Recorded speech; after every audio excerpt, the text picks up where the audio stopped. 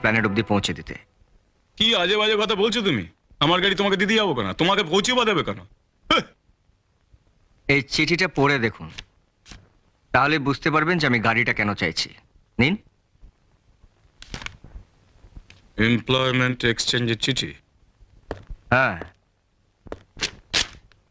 10টার সময় ইন্টারভিউ।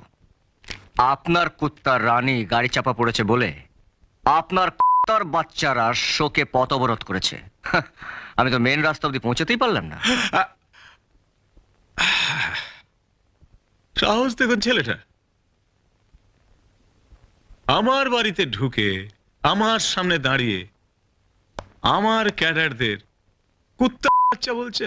কি করব স্যার, পেটে লাথি বললে তো গল করে সত্যি কথাটা মুখ থেকে বেরিয়ে যায়। 9:30 বাজে স্যার, আপনার ড্রাইভারকে বলুন এরপরে চাকরিটা না হলে কিন্তু